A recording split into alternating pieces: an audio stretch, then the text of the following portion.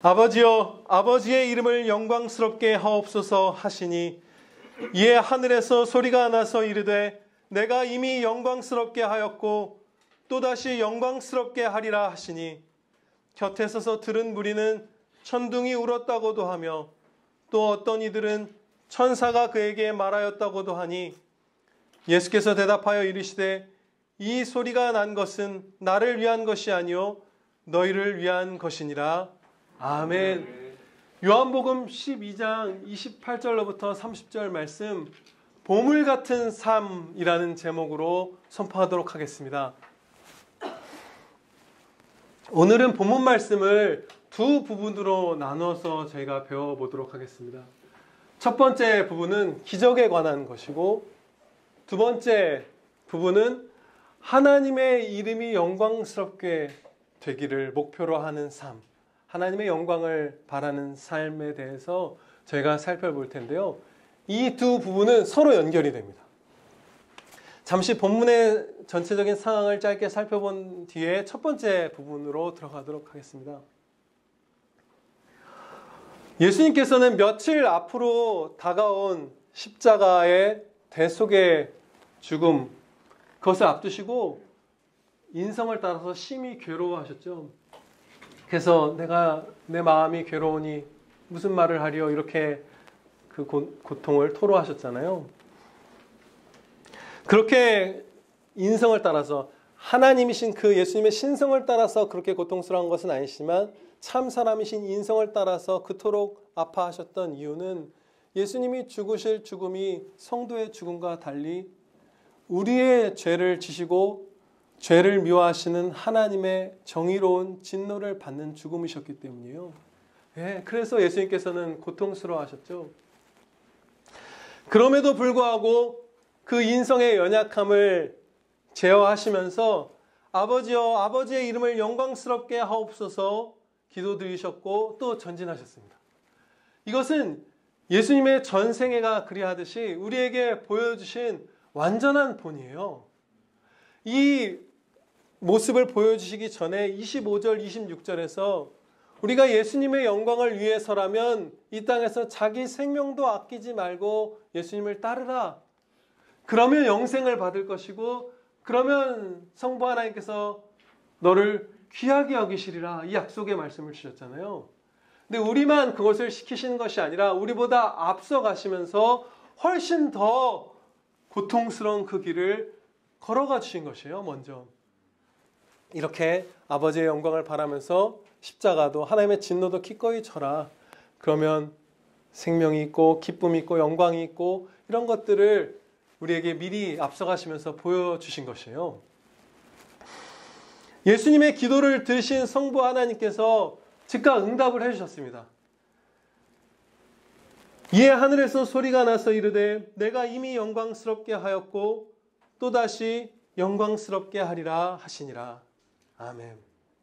이미 영광스럽게 하셨다는 이 응답은 이제까지 예수님께서 행하신 일들과 하신 말씀들을 통해서 영광 받으셨고 이제 앞으로 또 영광스럽게 하리라 라는 말씀은 이제 이 십자가 구원 사역을 통해서 영광 받으실 것이다 라고 성부 하나님께서 말씀하신 것이에요. 기도의 응답을 해주신 것이죠.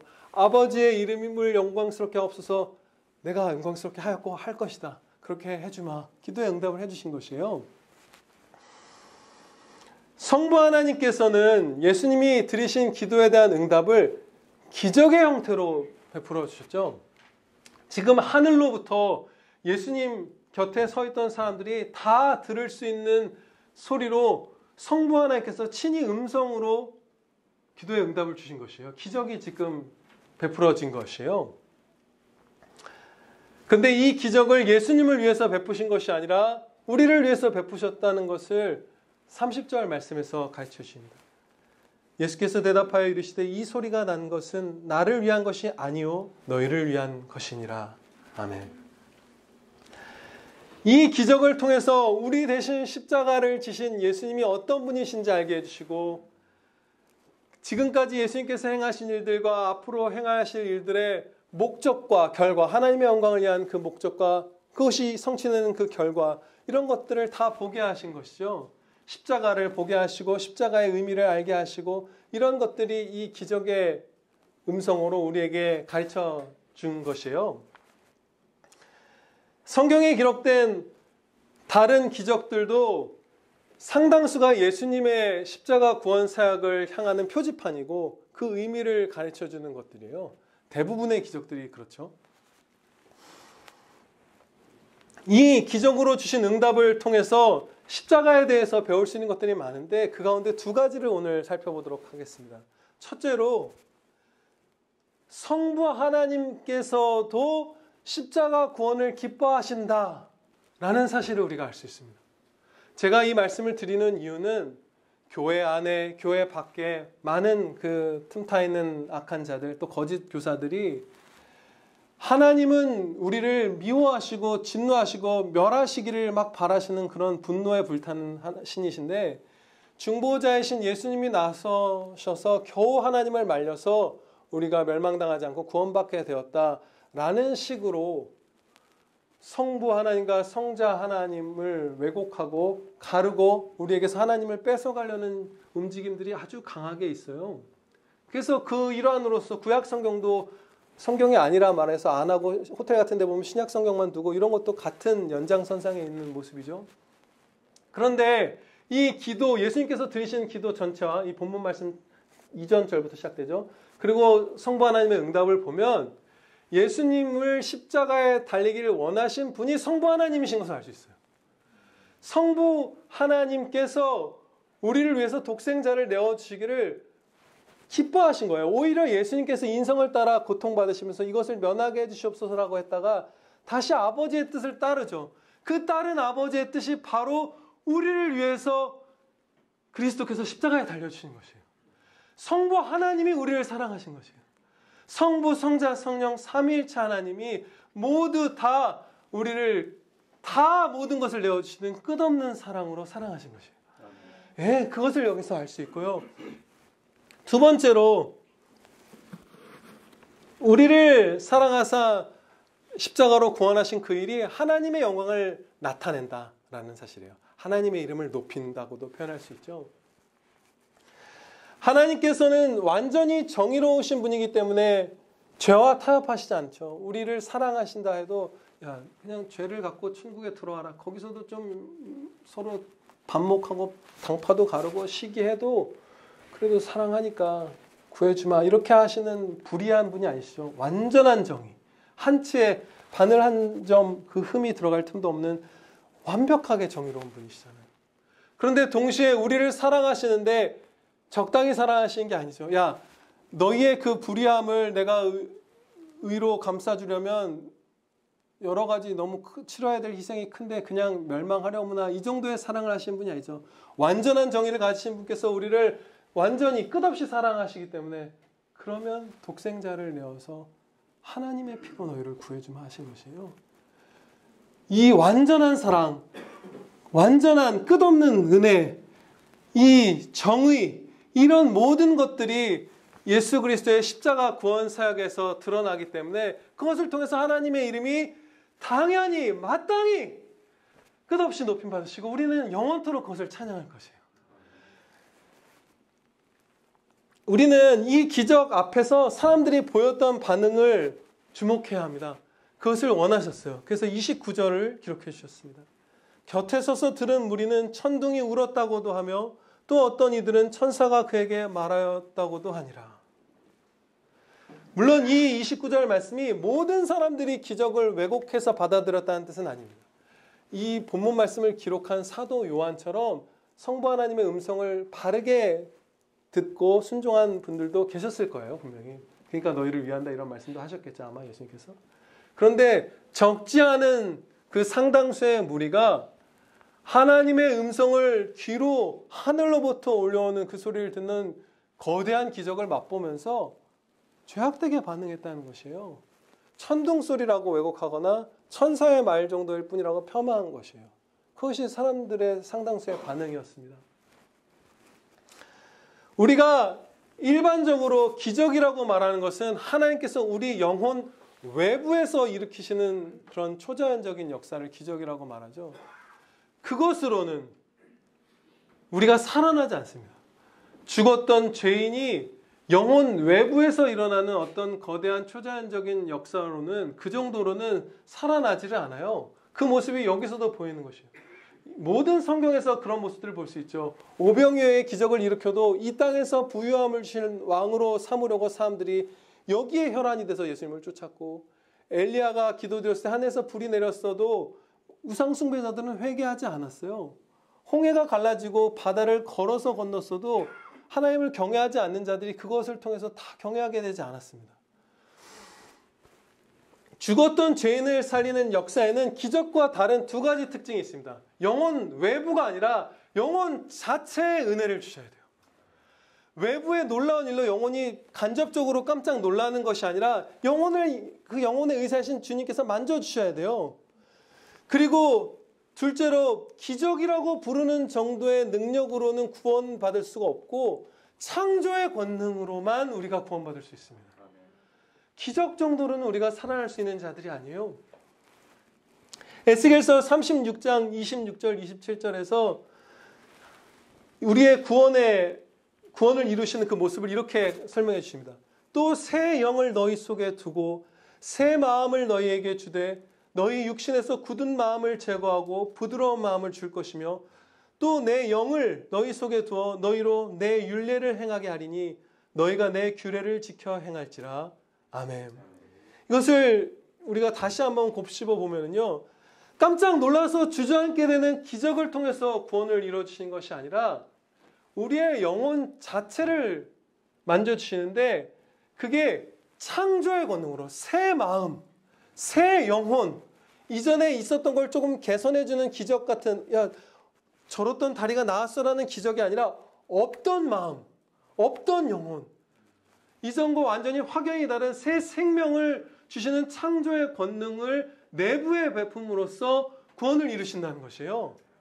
그래야 말씀을 따라가는 성도가 된다는 것인데, 여기서 한 가지만 덧붙이자면, 말씀을 너희가 그렇게 되면 이제 성령께서 내주하시며 그렇게 새 생명 가운데 내주하시며 너희가 내 율례를 행하게 되리라 이렇게 말씀하는데, 율례를 행한다는 것은 그 이전에 그 말씀을 복음을 전해 들었다는 것을 전제로 하죠. 그렇기 때문에 복음, 우리가 믿는 이 과정은 가장 첫 번째는 사실은 이것입니다. 그러므로 믿음은 들음에서 나며 들음은 그리스도의 말씀으로 말미암았느니라. 예수님의 복음을 듣게 하시고 그때 우리의 영혼에 새 생명을 주시고, 그렇죠? 없었던 창조의 역사를 우리 내부에 베푸시고, 그러면서 우리가 성령님의 도우심 가운데 하나님의 말씀을 따라가며 예수님을 믿고 의지하는 구원받은 아들, 딸들이 되는 것이에요. 제가 이 말씀을 길게 드린 이유는 외부에서 일어나는 기적으로는 죄인이 결코 회개하거나 살아나는 역사가 일어나지 않는다는 것이에요. 우리가 살아가는 이 신약시대 말세에는 구약시대의 선지자들이 활동하던 시대보다 기적이 줄었고, 사도들이 활동하던 아주 초반의 초대교회 시절보다 기적이 훨씬 줄었습니다. 그것은 너무나 합당하고 우리에게 유익한 일이에요. 왜냐하면 첫째로 대부분의 기적은 예수님의 십자가를 보게 하는 표지판이었는데, 이제 그 표지판들인 기적이 가리키던 실체이신 십자가 구원이 이루어졌으므로 십자가에 주목하게 하시는 것이에요. 지금 이제 와서 예수님의 구원을 예표했던 홍해를 가르는 것이 우리가 계속 중심이 돼서 홍해를 계속 찬양드린다면 얼마나 우리가 안타까운 것이에요. 이제 구약과 초대교회에 이루어졌던 기적들이 가리켰던, 예표했던 실체이신 구원의 완성이 있으니 그것을 보고 구원받고 기뻐하고 안식을 누려라. 그래서 기적이 상당 부분 거두어 가신 것이에요. 그리고 두 번째로, 기적은 언제나 말씀을 보조하는 역할로 주어졌습니다. 선지자가 하나님의 말씀을 선포하고 기록할 때 이 사람이 하나님이 보내신 사람이라는 것을 신뢰할 수 있도록 하나님만이 행하실 수 있는 기적을 동반시켜 주셨어요. 마찬가지로 사도들이 신약성경을 기록하고 또 입술로 선포할 때 하나님만이 하실 수 있는 일을 그들에게 하게 하심으로써 하나님이 보낸 사도라는 것을 입증해 주셨어요. 이게 성경 말씀이다. 그것을 모든 사람들이 받아들이게 한 것이죠. 그런데 이제는 신구약 성경 전권이 완성되었고 여기에 더하여도 저주를 받고 빼도 저주를 받으리라는 말씀으로 요한계시록 마지막 부분을 마치셨잖아요. 이제 성경의 기록이 완성되었으므로 말씀을 보조하고 말씀 전하는 자에게 신뢰를 주시려고, 성경을 기록하는 자들에게 신뢰를 주시려고 주셨던 기적들이 없어도 되는 것이에요. 이제는 이 말씀이 생겼으니까. 이 말씀의 중요성은 더 말할 필요도 없죠. 들음에서 믿음이 나느니라. 그리고 예수님의 또 다른 이름을 하나님의 말씀이라고 하잖아요. 하나님을 계시하시고 알게 하시고 만나게 하시고 하는 하나님의 말씀이에요. 그런데 예수님은 하나님의 기적이라고는 하지 않죠. 우리의 구원은 말씀으로부터 영혼 안에서, 영혼을 창조의 권능으로 만져주신 것에서 일어나는 것이에요. 그것을 지금 이 본문 말씀에서 기적을 보고도 죄악되게 반응하는 사람들을 통해서 우리가 알 수 있는 것이죠. 그럼에도 불구하고 오늘날에도 역사 가운데에도 많은 성도들이 기적, 신비적인 어떤 체험들, 그리고 무슨 하나님께로부터 지금도 내가 직통계시를 봐서 성경 67권째를 쓰는 것과 같다라는 식으로 주장하는 그런 성경에 없는 말들을 막 내가 듣는다고 하는 자들, 이런 사람들에게 미혹돼서 넘어져가죠. 지금 가장 한국 교회, 경건한 성경적인 교회들을 가장 많이 무너뜨리고 있는 무슨 신사도 운동이라고 하는 이런 사람들도 보면 무슨 치유의 기적, 무슨 기적, 재물이 옮겨지는 기적, 무슨 계시를 받았다, 사도가 이 시대에도 있다는 식으로 얘기하면서 그렇게 해요. 그것에 우리가 지금도 미혹되고 있는 것이에요. 그러나 우리는, 오늘 이 말씀을 배운 우리는 오늘부터 미혹당하지 않을 수 있습니다. 기적으로는 우리가 안 살아나고 영혼 자체의 새 생명을 말씀을 통해서 주시는 것으로 우리가 살아나요. 기적과 신비한 것에 전혀 흔들리지 마세요. 쫓아가지 마세요, 여러분. 성경 따라가세요. 기적의 이 잘못된 집착 이제 살펴봤는데, 그 반대편 끝에 있는 유해한 공격도 우리가 오늘 살펴봐야 합니다. 기적을 부인하는 공격이에요. 다르게 말하면 초자연적인 역사를 하나님께서 행하실 수 없다라고 공격하는 것이죠. 무슨 여리고성이 무너진 것은 그 이스라엘 백성들이 외쳤던 함성과 나팔 소리가 뭐 공진을 일으켜서 성이 무너진 것이고, 홍해는 뭐 그때 하필 물이 어떤 끊긴 시점이어서 뭐 어떻게 돼서 갈라진 것이고, 그냥 자연현상일 뿐이다. 기적을 행할 능력이 하나님께 없다라고 말하는 공격이 교회 안과 밖에 많죠. 이렇게 기적을 부인하는 공격은 우리 일부분을 상하게 하려는 것이 아니라 우리 전인격을 멸망케 하려는 공격입니다. 그것에 대해서 살펴볼 것이에요. 이게 얼마나 사악한 공격인지, 어리석은 공격이고, 바다를 창조하는 것과 바다가 갈라지게 하는 것 중에서 어느 쪽이 더 큰 힘이 필요할까요? 창조죠. 갈라지는 것은 우리가 사실 이미 인간에게 주신 능력으로 재현해냈습니다. 댐도 만들고 무슨 워터파크 이런 데 가면 인공 파도도 있죠. 별게 다 있어요. 사람이 만들어낼 수 있는 게. 해수면보다 낮은 도시가 있잖아요. 이제는 뭐 물을 막 거의 자유자재로 우리가 다루는 지경인 것이죠. 그러나 한 방울의 물도, 그러니까 물론 떠다니는 걸 합성해서 하나님 주신 재료로 뭐 만들어내는 거 말고 진짜 바다를 없는 무에서 유로 창조하는 것은 흉내도 못 내고 있죠. 기적보다 창조가 훨씬 더 큰 능력이에요. 그렇죠? 그렇기 때문에 기적을 부인하는 건 창조를 부인하는 것이에요. 기적을 못 베푸신 하나님이시라는 것은 창조주가 아니라는 뜻으로 연결되는 것이에요. 그 작은 기적을 못 베푸신 하나님께서 어떻게 창조의 권능을 베푸실 수 있겠어요? 기적이 없다? 그럼 창조가 없다는 것이에요. 창조가 없다는 것은 우리가 좀 전에 배운 것과 연결되죠. 새 창조의 능력으로 새 생명을 영혼에 베푸시고 한번 죽었던 우리 육신을, 우리 강옥순 권사님과 우리의 살아가는 사람들을 다시 살리는 육신의 부활의 창조를 베푸셔야 되는데, 창조를 못하시는 하나님이시면 구원도 못하시는 하나님이세요. 그래서 기적은 자연현상이야. 합리적인 사고를 가져오고, 야 네가 성도라 하더라도, 야 나도 예수님 믿는데 난 그런 기적은 안 믿어. 영적인 것을 봐야지. 웃기지 말라고 하세요. 그것은 하나님의 창조를 부인하고 구원을 다 부인하는 그런 마귀들의 공격이에요. 그런데 더 나아가죠. 사실은 하나님을 창조하신 분도 아니고 구원하신 분도 아니고 기적조차도 베푸시지 못하는 분이라고 말하는 것은 사실 결국 하나님을 죽여 없애려는 것입니다. 하나님의 존재 자체를 아예 짓밟으려는 그런 공격이 기적은 없어. 그런 초자연적인 현상은 없어. 우연적인 자연의 결과일 뿐이야 라고 말하는 게 의도하는 실체예요. 그 공격의 실체예요. 그런데 감사하게도 누구든지 참성도라면 성경에 기록된 기적을 믿을 수 있습니다. 네, 오늘 우리에게 주시는 말씀도 기적이죠. 어떻게 내 생명도 아까워하지 않고 다 바치고 막 고난 속으로 뛰어들기도 하는데 그 사람에게 생명이 있고 그 사람이 하나님께 귀히 여김을 받으면서 기뻐하게 되는가, 이런 것들을 목격하게 될 텐데 기적이죠. 근데 그게 일어난다는 것을 우리는 다 믿을 수 있어요. 그 이유는 지난주에도 우리가 살펴봤다시피 우리가 성도가 되는 순간에 하나님께서 창조주이심을 믿으면서 성도가 되었기 때문이에요. 네, 믿음이 성장하면서 겨우 창조주 하나님이시구나 하면서 임종을 우리가 맞는 게 아니라 예수님을 믿는 사람은 첫 순간에 창조주 하나님을 믿습니다. 우리를 포함한 모든 죄인들이 창조주가 계시는 것을 믿지 않는 이유는 증거가 부족해서가 아니에요.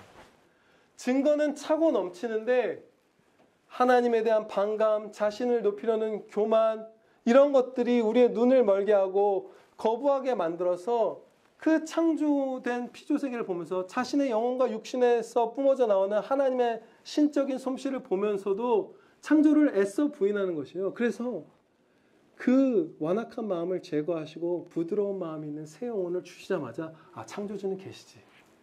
그것을 바로 시인하는 거예요. 여기서 예수님 믿는다고 하는 분 중에 창조의 권능을 믿지 않는 분은 한 분도 없어요. 창조가 없으면 부활도 없고 영혼의 새 생명도 없고 창조주 하나님이 아니시니까 주권도 안 갖고 계시고 그럼 우리가 하나님께 범죄했다고 처벌받을 이유도 없고 아무것도 없고 소망도 없고 창조가 없다면 우리가 예수님 믿는다는 거, 이 자리에 나와 있는 것 자체가 전체가 다 허무한 일이 되어버리는 것이거든요. 근데 우리가 예수님을 믿고 하나님을 의지하고 부활을 믿고 구원을 믿고 한다는 것은 당연히 창조를 믿는다는 것을 전제로 하고 있습니다. 그런데도 사단 마귀들이 우리를 공격할 때에 기적은 없나? 우리가 실족하게 되기도 해요.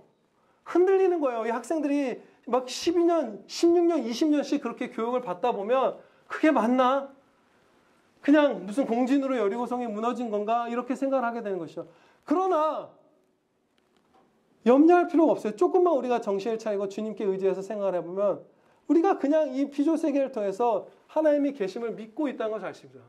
당연히 우리는 믿고 있고 그래서 기적도 쉽게 믿는 것이에요. 정교하고 아름답고 고등한 풍경화를 보면서 어떤 사람도 우연히 이게 잘 만들어졌네 라고 하는 미친 사람은 없죠. 정말 잘 그려진 풍경화가 있으면 탁월한 화가가 있겠구나 라고 상상하잖아요. 그렇게 생각하는 사람들이 어떻게 풍경화 너머에 있는 그 찬란한 자연과 그 풍경화를 그려낸 그 사람 그리고 그 자연은 우연히 조합되어서 만들어졌다라고 말하겠어요. 미쳐버린 거예요. 악으로 치달아서 미친 생각을 하기 때문에 창조를 부인하는 거지, 부드러운 마음을 주자마자 우리는 하나님의 창조하심을 믿습니다. 이 믿음을 갖고 나의 매일의 삶에서 오늘 이제 후반부에 주실 하나님께 영광 돌리는 삶의 그 기적이 일어날 것을 믿으면서 두 번째 부분으로 나아가도록 하겠습니다.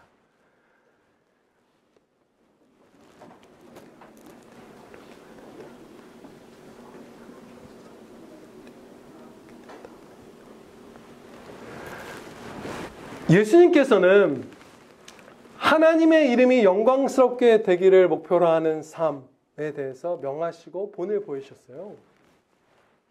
우리가 예수님의 영광을 위해 살아갈 때 우리는 예수님께서는 이제 성부 하나님을 이렇게 주목하면서 하셨지만 우리는 성삼위일체 하나님의 영광을 위해 사는 것이죠.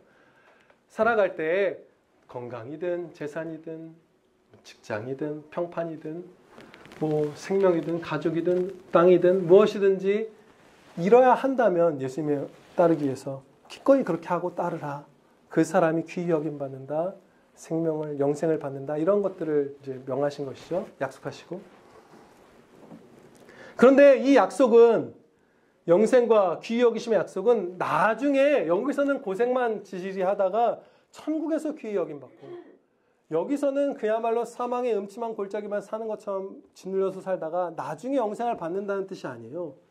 여기서 귀히 여김을 미리 맛보기 시작하고 풍성히 누리기 시작하고 여기서 천국을 맛보면서 전진해 간다는 그런 약속이에요. 여기서 더 행복해진다는 약속이에요. 고난은 물론 더 커지겠지만 이 영광에서 살지 않은 사람보다 때로. 사도행전 2장에는 시편 16편 말씀이 인용되어 있습니다. 사도행전 2장에는 예수님이 이렇게 말씀하셨다고 하면서 시편 16편을 인용하고 있어요.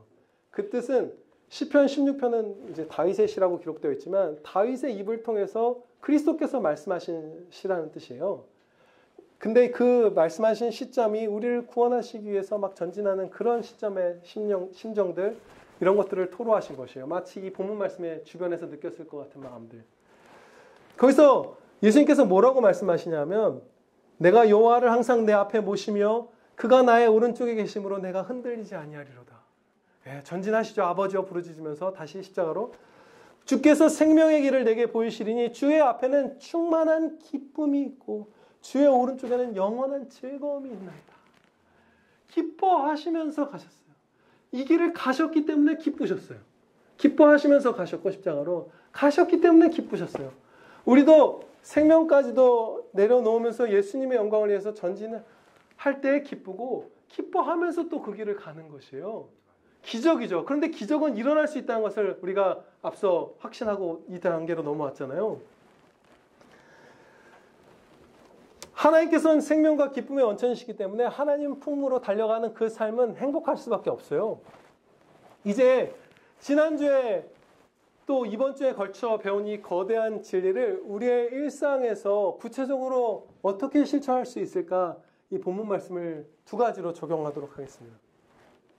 첫 번째 적용은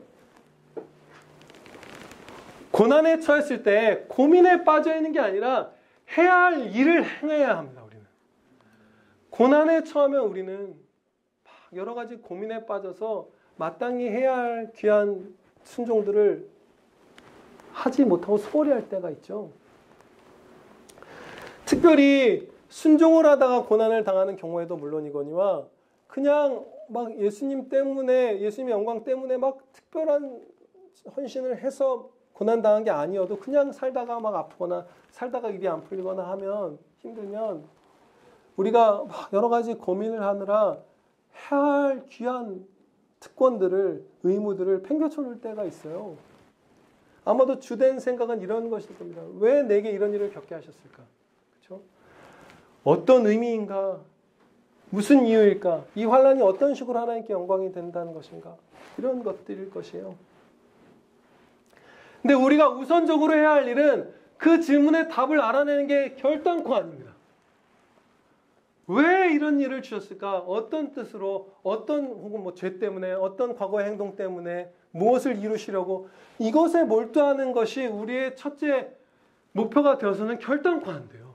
성경 전체에서 그것이 아니라고 가르쳐 주십니다. 우리가 해야 할 것은 그냥 몇몇 부분을 제하면 일상에서 늘 했어야 했던 일과 똑같아요. 다른 건 이거예요. 환난 가운데 하나님께 부르짖는 것이죠. 구해주세요. 도와주세요. 긍휼히 여겨주세요. 불쌍히 여겨주세요. 부르짖는 것은 물론 추가되어야 합니다. 그건 성경에서 명하셨으니까. 그럼 건진 받으리라 약속해 주셨죠. 근데 나머지는 그냥 똑같습니다. 여느 때와 같이 사랑해야 돼요. 처한 상황이 열악해졌으면 그 상황에서 할 수 있는 사랑의 실천을 하면 되는 것이에요. 해야 하는 것이고. 그리고 언제나와 같이 죄를 회개해야 합니다. 우리가 물론 고난 때문에 특정한 죄를 잊고 있었던 죄를 깨닫게 되는 경우가 있어요. 갑자기 막 오른팔이 아픈데 맞아, 내가 이걸로 지난주에 내 아이를 부당하게 강포하게 좀 때렸었지. 회개하게 되기도 하고 잊어먹고 회개도 안 하고 있다가 있죠. 그런데 생각을 해보면 회개라는 것은 원래 날마다 모든 죄를 자복하여 회개하는 거잖아요. 못 깨닫고 있어서 고난이 우리에게 회개의 유익을 줄 수 있어도 고난 받을 때에만 특별히 회개하는 것은 우리가 아니죠. 그냥 원래 해야 되듯이 회개하는 거예요. 원래 해야 되듯이 사랑하고 그리고 그냥 한결같이 감사드리는 것이에요. 네, 하나님께서는 항상 지금 우리가 처해 있는 최악이라고 생각되는 상황도 받아야 될 것보다 좋은 것이고 심지어 이 악도 선으로 바꿔주실 하나님이시기 때문에 감사 위에 감사가 고난에 처한 사람이 드려야 할 그냥 당연한 바예요. 그리고 심지어 아무리 고민을 해도 끝까지 이 하나님께서 이 나에게 주신 환난을 통해서 무엇을 어떻게 이루셨는지, 왜 주셨는지 우리가 이 땅 가운데서 다 모를 수도 있어요. 천국에서도 모를 부분이 있을 수도 있고, 그리고 알려주시는 부분이 있는데, 이 알려주시는 부분은 오히려 고민에 빠져 있을 때 알게 되는 게 아니라 그 상황에서 할 수 있는 일들을 충성되게 할 때 깨닫게 되는 거예요. 왜 하는 게 아니라 그냥 거기서 꿋꿋이 사랑하고 감사 찬양 드릴 때 알게 해주시는 것이에요. 그렇죠? 20세기 최고의 설교자, 정말 그 충성되었던 종 로이드 존스 목사님은 생애의 마지막 시기에 말을 못하게 되셨어요. 이성적 사고를 못한 게 아니라 이 혀와 성대와 이런 것들이 움직이지 않아서 소리내서 말을 못하시는 상태로 마지막을 이제 보내셨어요. 그런데 가장 충성되게 자신의 목소리를 써왔던 종에게서 왜 그 음성을 빼앗으셨을까? 왜 거두어 가셨을까? 그것에 집중했으면 제가 이분의 예를 들지 않았을 거예요. 그게 중요한 게 아니에요. 사도 바울에게 선지자가 와서 결박될 거다 예루살렘에 가고, 왜 도대체 결박당합니까? 그곳에 집중한 게 아니잖아요. 가리라. 네, 그거잖아요. 할 수 있는 걸 하는 거잖아요. 충성을. 이 로이드 존스 목사님도 그러셨어요. 그 열심히 제일 아름다운 말들을 평생에 쏟아내었던 그 귀한 종이 말을 못하게 된 상태로 처했을 때 그렇게 충성했는데, 저는 이제 예전에 이와 연관된 얘기예요. 계속해서 마음이 넓은 것이 무엇인가 이것을 이해할 수가 없어서 깨닫지 못해서 한참을 고민했던 시기가 있었습니다. 성경 말씀을 보면 고린도후서 6장 11절로부터 13절 말씀 나중에 한번 보세요. 보면 마음을 넓히라 이렇게 명하세요. 그리고 박은선 목사님도 이렇게 책에 설교하듯이 쓰기를, 마음을 넓히라. 사람은 마음에 따라서 그 행복 여부가 결정된다. 사람의 마음이 좁아지면 그만큼 어둡고 무력해진다. 마음을 넓히라. 그럼 빛이 밝아지고 행복해진다. 뭐 이런 것들을 설교하신단 말이죠. 근데 마음을 넓게 한다. 넓은 마음이 도대체 뭔지 감이 하나도 안 잡히는 거예요. 계속 성경에서 신학책에서 접하는데, 그러다가 제가 예전에 한 번 이 예화를 들었던 적이 있죠. 이 로이드 존스 목사님의 마지막 그 말 못했던 시기의 모습들을 통해서 이게 마음이 넓은 거구나라는 걸 알았어요. 마음이 정말 초원처럼, 광활한 들판처럼 예수님이 안에 충만히 계심으로써 마음이 넓어진 것이죠. 예수님의 마음이 꽉 차서 마음이 넓어진 거예요. 나 혼자 막 엄청난 대인배가 된 것이 아니라, 그렇죠? 그 영광된 모습을 목격했어요. 로이드 존스 목사님이 이제 거동도 잘 못하고 말도 못하는 상태에 있을 때 사랑하는 가족들, 또 교회에 그 가까운 형제들이 막 잔뜩 몰려왔어요, 목사님께. 근데 그때 목사님이 어떻게 했냐면 한 사람씩 앞으로 나와달라고 해서 어떤 사람은 머리를 맞대고, 어떤 사람은 손을 붙들고, 어떤 사람은 안고, 소리는 못 내고 그 한 사람 한 사람을 위해서 축복 기도를 했어요. 자기가 죽게 생겼고 자기가 말도 못하고 자기가 걷지도 못하는 분이 한 사람 한 사람을 불러다가 안고 머리를 맞대고 볼을 포개면서 축복 기도를 드린 거예요. 이게 마음이 넓은 거구나. 이게 그리스도의 영으로 충만한 자의 마음의 그 광활함이구나. 이게 이 영광이구나. 그때 알았어요. 이렇게 사는 거지. 이게 엄청난 거지. 제가 이 로이드 존스 목사님의 얘기를 길게 드린 이유는 무엇이죠? 고난에 처했을 때 왜? 라는 질문, 고민에 사로잡힌 게 아니라 그 상황에서 할 수 있는 상황을 하면 하나님께서 그 고난을 영광으로 사용해 주십니다. 복되게 해주시는 거예요, 그 사람을. 그때.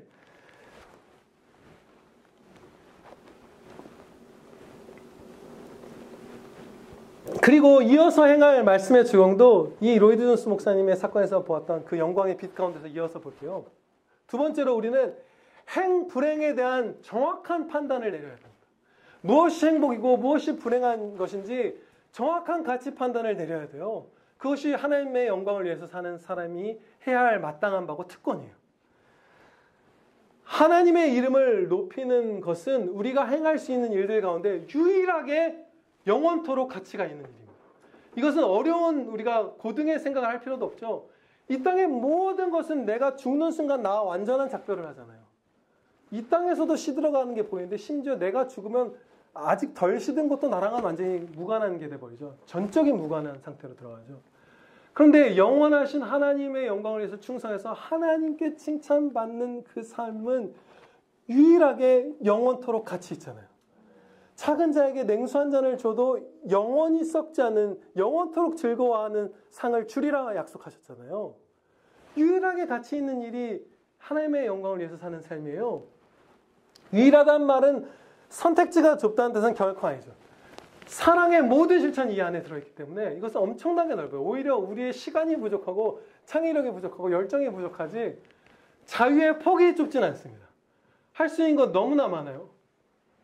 오늘 차돌 된장찌개를 이제 끓여와서 김밥과 같이 먹으려고 끓여왔는데 그거 아마 저희에게 우린 영혼과 육신을 다 가진 존재니까 되게 기쁨이 되고 더 화기애애해질 텐데 그것을 하면 좋겠다라는 그 창의력과 그 창의력을 발휘하기 위한 선한 의지가 저한테 부족했을 뿐이지 우리에게는 무수한 선택지가 있습니다. 자유가 만발해요. 광대한 주님의 들판에 에덴에.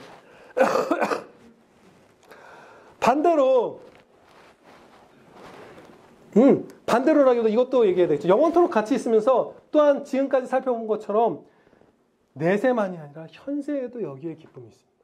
다른 삶의 기쁨인 게 아니에요. 여기에 기쁨이 있어요. 영광을 위한 삶에만. 그렇죠?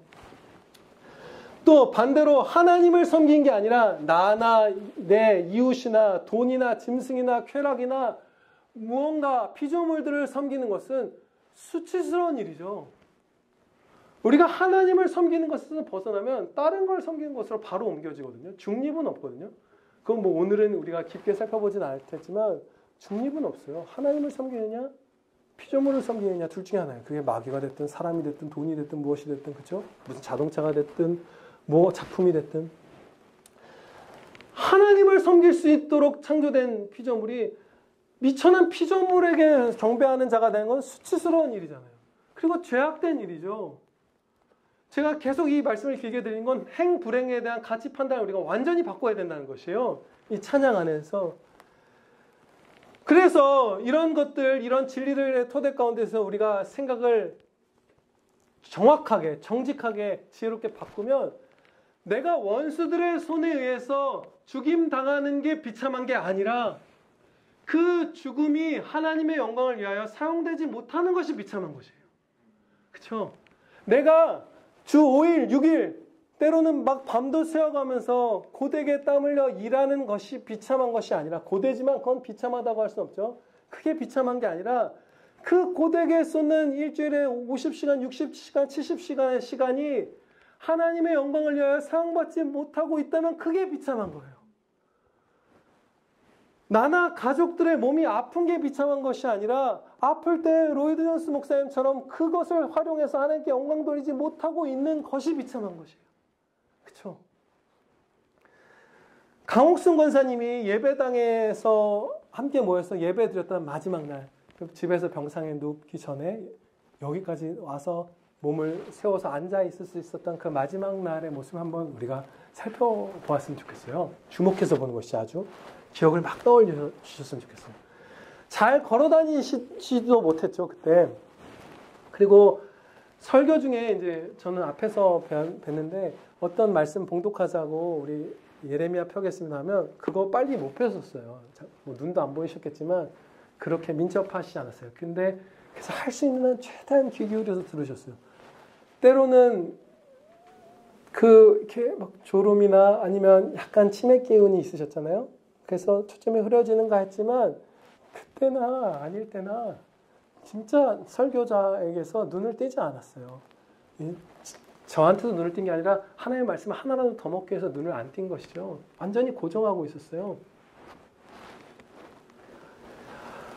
그리고 이제 예배가 끝난 다음에 함께 식사하고 얼굴 보고 우리가 교제를 나누는 시간을 갖잖아요. 그때 강옥순 권사님의 모습이 어땠는지 많은 분들 기억하실 거예요. 근데 곰곰이 생각해 보니까 진짜 놀라운 충성을 했더라고요. 우리에게 본이 되기도 하고 우리를 정말 엄청난 충성을 하셨더라고요.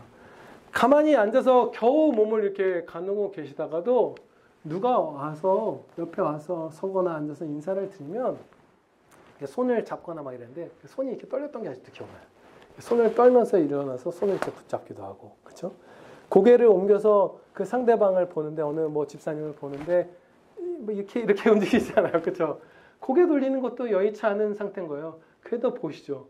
그 다음에 강호순 권사님 목소리 다 기억나시죠? 얼마나 힘차게 최대한의 발성으로 뭐 누구야 뭐 아니면 뭐 아이고 박 목사님 하시고 또 웃고 환하게 웃고 그렇죠?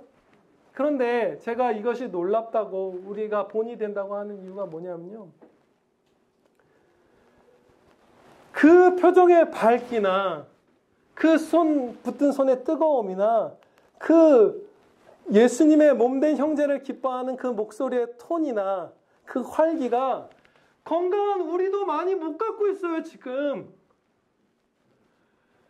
지금 우리도 훨씬 건강한데 예배 안 드리고요. 안 나오고 때 많고요. 훨씬 더 힘차게, 훨씬 더 에너지 있게 설교 들을 수 있는데 졸고 그냥 밑에만 보고 있기도 하고요. 그리고 성도 주님의 몸의 한 조각 한 조각인 우리를 만났을 때 권사님보다 더 힘차게 손을 잡고 안고 서서 박수치고 음성을 높여서 웃고 말할 수 있는데 그거 우리가 안 하고 있잖아요, 대부분. 비참한 건 육신의 장막이 허물어지고 죽는 게 비참한 게 아니라 그때 하나님의 영광을 위해서 그게 쓰임받지 못하는 게 비참한 거예요. 행불행의 가치를 우리는 찬양 안에서 다 뒤바꿔야 돼요. 완전히 바꿔야 되는 것이에요. 무엇이 행복인가? 예수님을 위해서 생명까지도 아끼지 않고 따르는 게 행복이에요. 기도드리시겠습니다. 아버지 하나님, 간절히 비옵나이다.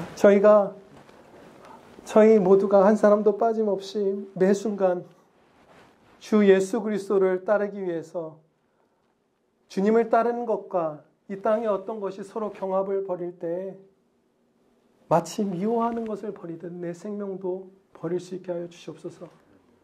돈, 사람들의 칭찬, 건강, 명예, 좋은 집, 옷, 먹을 것, 여행, 이 땅에서 한시적으로 있다 사라질 것들에 대한 경험들, 업적들, 작품들, 우정들, 국가, 이념, 그 어떤 것에도 우리의 숭배를 바치지 않고 하나님을 섬기도록 영광된 부르심을 받은 저희가 하나님만 섬기고 하나님의 영광을 위하여 창조된 저희 전인격을 바치면서 이 땅에서와 저 천국에서 더 복되고 더 기쁨으로 충만한 아들, 딸들 다 되게 하여 주시옵소서. 그 찬양의 삶 살게 해주실 줄을 비옵고 믿사오며 우리 구주 예수 그리스도의 이름으로 기도하려옵나이다. 아멘.